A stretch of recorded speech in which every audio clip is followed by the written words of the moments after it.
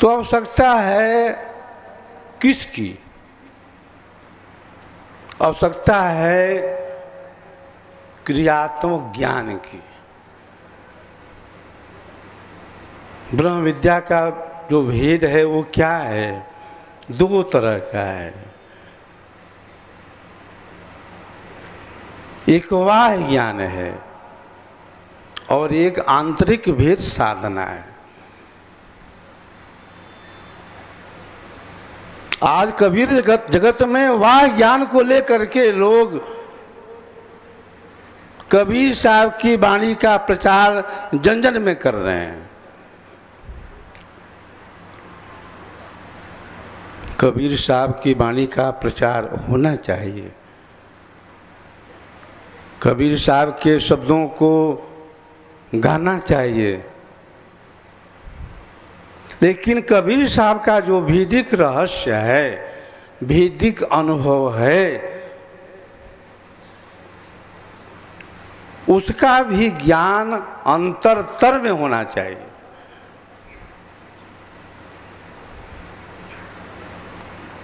इस शुभ अवसर पर मैं एक संदेश देना चाहता हूं। वह संदेश क्या है? वह संदेश यह है कि कबीर साहब का जो ज्ञान है,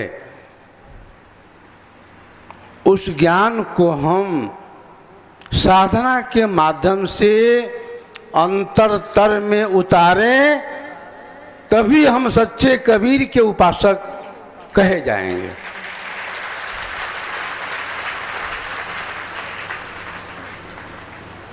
कबीर को मानने वाला वही है जो कबीर साहब के ज्ञान को अंतरतर से उस विशेष मंडलों में अनुभव कर रहा है।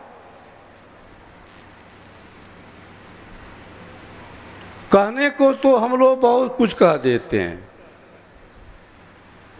लेकिन जहाँ साधना आती है वहाँ पर कहना नहीं होता। वहाँ तो हमें अनुभव करना होता है। और अनुभव हमें कौन कराएगा? अनुभव की भूमि हमें कौन बताएगा?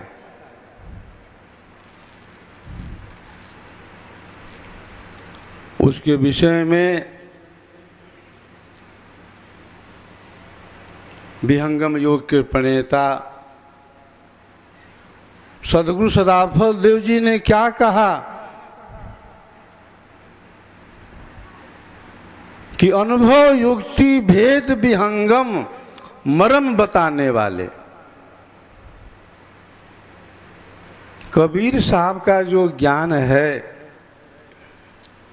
कबीर साहब का जो मार्ग है, वह अनुभव का मार्ग है। और उस अनुभव को विहंगम योग के प्रणेता सद्गुरु भगवान ने प्राप्त किया अनुभव की भूमि में। तभी तो स्वामी जी ने कहा कि जो मैं कहा सत्य तत्व छानी, तामे दुर्जन विघ्न किया।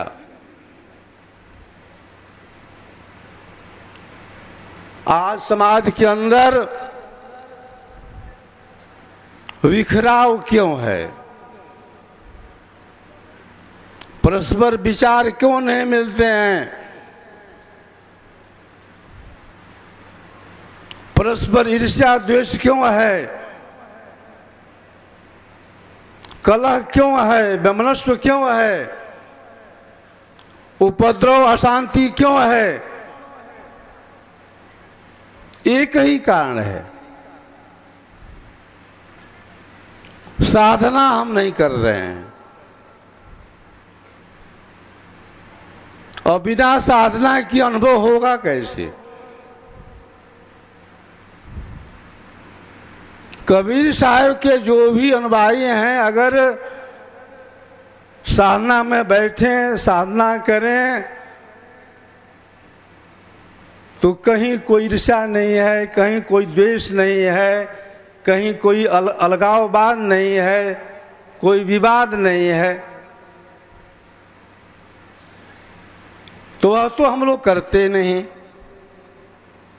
यही कारण है कि आज कबीर जगत में अनेकों जो है मठ स्थापित हो गए हैं और नए नए मठ होते जा रहे हैं विचारों के न मिलने से।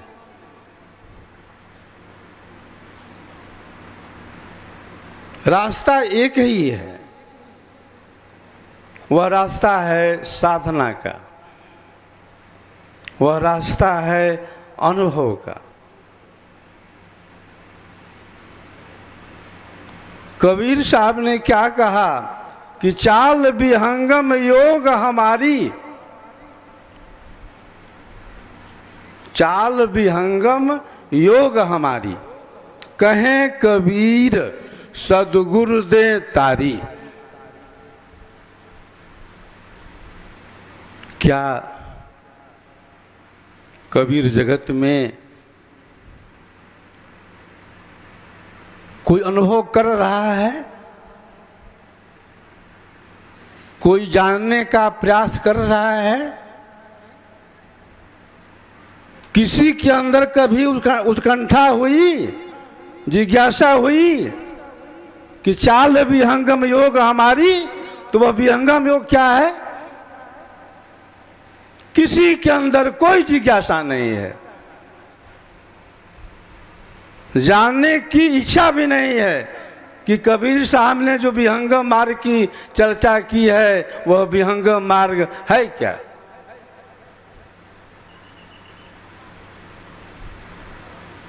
बस हम गाते रहते हैं,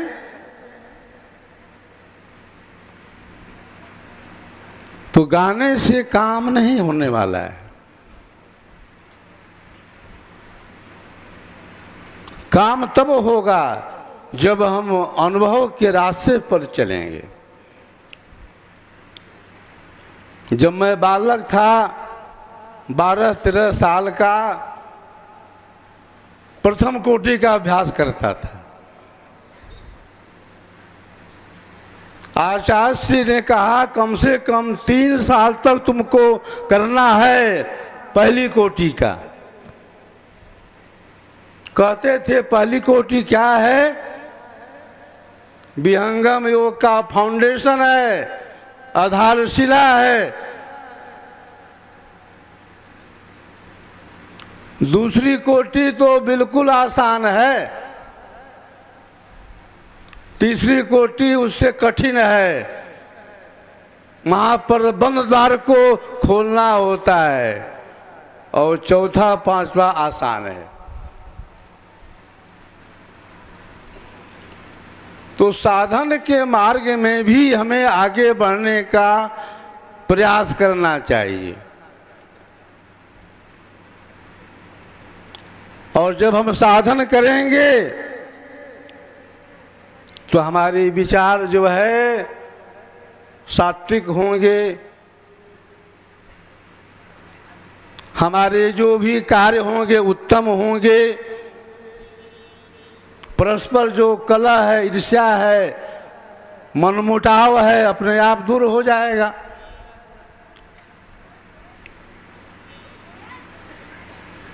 कबीर साहब की वाणियों में जो ज्ञान है, उस ज्ञान को कैच करने के लिए, पकड़ने के लिए कबीर की वाणियों को गाने से नहीं सिद्ध होने वाला है। मैं कई बार कई मठों पर भी गया, कई कबीर पंथ के महंत आचार्य मुझे आमंत्रण दिए प्रवचन करने के लिए, मैं प्रवचन भी किया, लेकिन मैंने अनुभव यही किया कि आज कबीर जगत में विद्वान बहुत हो गए हैं, हो रहे हैं, लेकिन कबीर साहब का जो ज्ञान है वह सिद्धांत रूप में, क्रिया रूप में नहीं हो रहा है। कबीर साहब ने अपनी वाणियों में क्या नहीं कहा है, सब कुछ कह दिया है, लेकिन वह ज्ञान अगर हमारे जीवन में नहीं है तो हम साहेब के अनुयायी नहीं हो सकते हैं। हम केवल कहने मात्र के अनुयायी हैं कि हम साहेब को मानते हैं। कबीर साहब का अनुयायी वह है जो कबीर साहब के सिद्धांत के अनुकूल चल के साधन अभ्यास भी कर रहा है।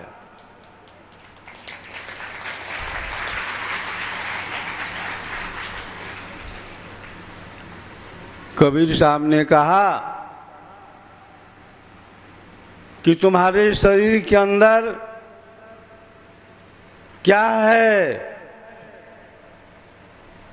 तुम्हारे शरीर के अंदर जो है गंगा है, जमुना है, सरस्वती है। तुम्हारे शरीर के अंदर क्या है? निरंजन है, ओम है, सोहम है, शक्ति है, निरंकार है। तुम्हारे शरीर के अंदर अष्टचक्र है, नौ द्वारा है,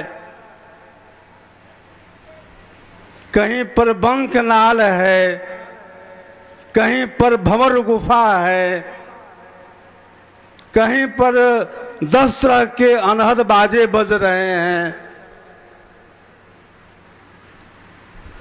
तो इसका ज्ञान तो हम कर लिए वाह्य रूप से, लेकिन वह गंगा कहाँ पर है, जमुना कहाँ है, त्रिवेणी कहाँ है, कहाँ पर है मकर तार, कहाँ पर है झिलमिल ज्योति, कहाँ है भंवर गुफा, कहाँ है 10 और 2 का भेद। हमारी चेतना जब वहां पहुंचती है तो हम क्या अनुभव करते हैं? आत्मज्ञान जब उदय भय, आत्मज्ञान जब उदय भय, सुधि भैयापन देश, भेद डोरी सदगुरु दिया, गति सुषमन प्रवेश।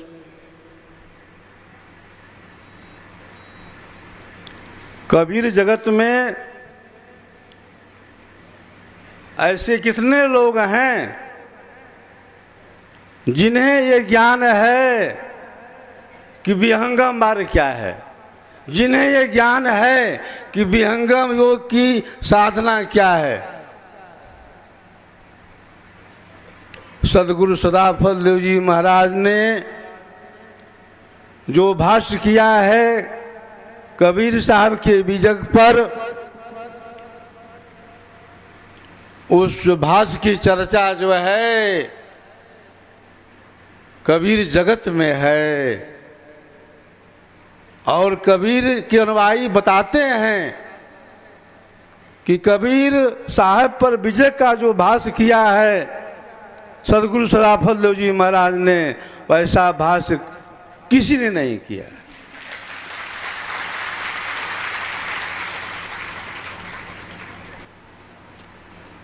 कबीर साहब का जो ज्ञान है वह प्रकृति के परे का है, और प्रकृति परे का जो ज्ञान है वही ज्ञान विहंगम योग का है।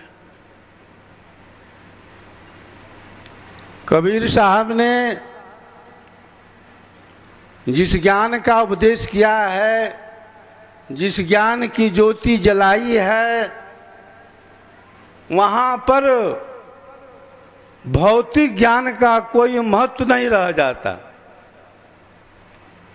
वहाँ पर विशुद्ध जो है चेतन भक्ति है, चेतन योग है। कबीर साहब ने जाति पात का, वाह आडंबर का जीवन भर विरोध किया है। कबीर साहब विहंगम योग की चर्चा किए हैं।